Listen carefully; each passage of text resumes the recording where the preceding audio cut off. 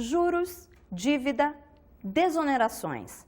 Palavras do economês que talvez você não saiba, mas que tem grande influência na data em que você vai poder se aposentar.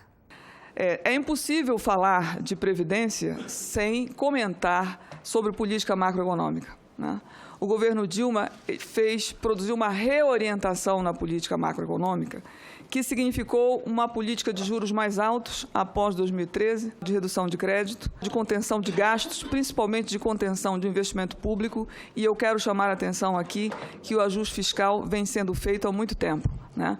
É quase paradoxal que o governo esteja sempre sendo cobrado pelo ajuste fiscal quando ele já vem reduzindo gastos desde 2011. Né?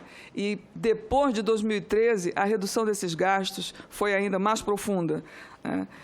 E exatamente essa redução que derrubou a economia brasileira, né? Essa redução dos gastos. A taxa de crescimento real do investimento público, como vocês podem ver ali naquela tela, né, do período Lula, 2007-2010, era de 35,3% ao ano, a média anual de crescimento do investimento.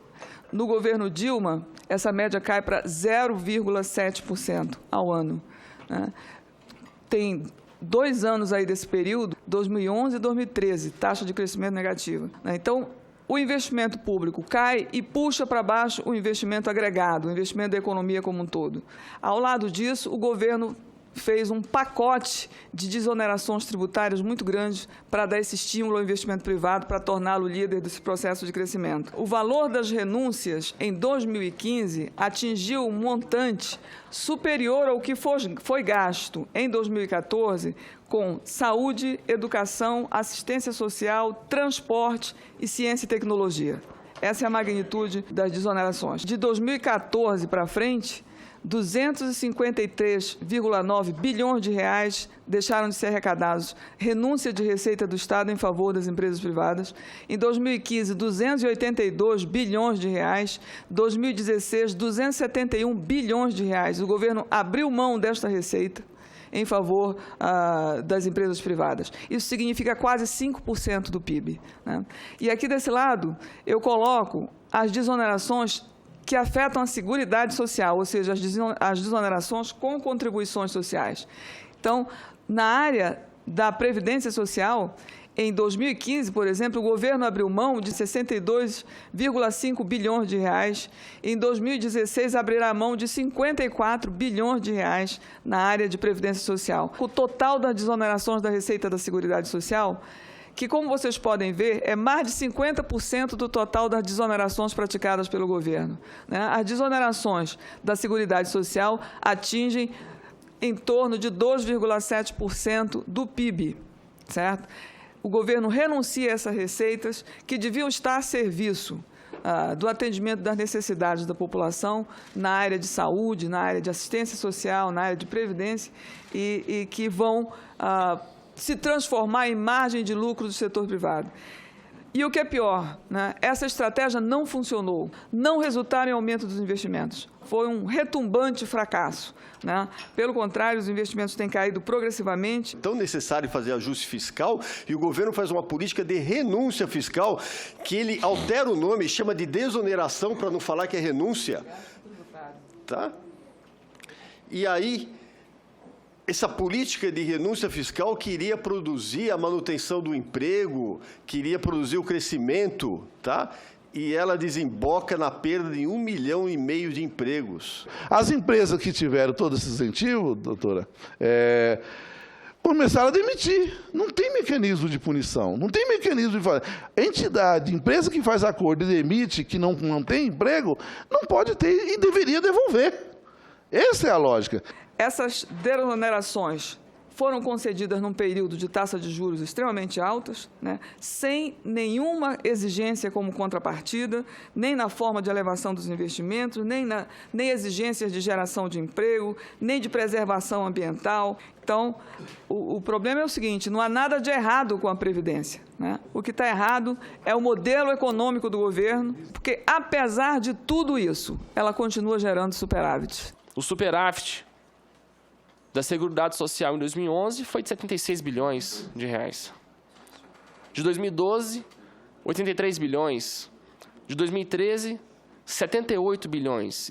E o superávit de 2014, 54 bilhões. Então, que déficit é esse que o governo federal está alegando, que a mídia propaga, para justificar essa reforma que vem, junto com as demais, atacar nossos direitos, atacar o Estado Democrático de Direito? Reparem que aqui está o total dos gastos, né? Com toda a área social, incluindo Bolsa Família, toda a área de saúde, incluindo o SUS, né? Todos os benefícios previdenciários e, inclusive, o custeio desses ministérios, né? Ministério da Saúde, Ministério do Desenvolvimento Social, Ministério da Previdência, todo o custeio e todos os benefícios estão reunidos aqui. Não tem uma despesa fora daqui, né? E esse complexo, né, sistêmico que forma a Seguridade Social tem um gasto que ainda é inferior à arrecadação. Então, não há nada de errado com a Previdência tem um sistema que se mostra sólido mesmo numa profunda crise como a economia brasileira. Não dá para a mídia continuar repetindo esse discurso de déficit, porque as pessoas repetem, e a mídia repete. Todo jornalista vem falar comigo e fala, peraí, que déficit? Doutora, diante do déficit, a senhora acha que o direito tal... Aí eu falo, que déficit? Que nós precisamos, de fato, denunciar e denunciar veementemente a forma como é divulgado e tratado as contas da Previdência. Quando é divulgado, costumeiramente se retira parte das receitas, ou seja, exatamente as receitas de contribuição social, receitas do PIS/PASEF, são retirados, tá? Como se não fizessem parte da Previdência, que aquilo não fosse receita da Previdência. E ainda incrementam as despesas, misturando dados de Previdência, dados de Seguridade e dados de assistencialismo, que ainda não foi comentado aqui, de forma que o número fique negativo, produzindo uma falácia e repetindo isso de forma a se criar um mantra dentro da mídia para induzir a sociedade a conclusões errôneas e necessidades equivocadas. E aí vem se atacar os direitos sociais. Pô, em 20 anos, menos de 20 anos, é a terceira vez que se fala em reforma de Previdência, foram feitas duas, nós vamos para a terceira.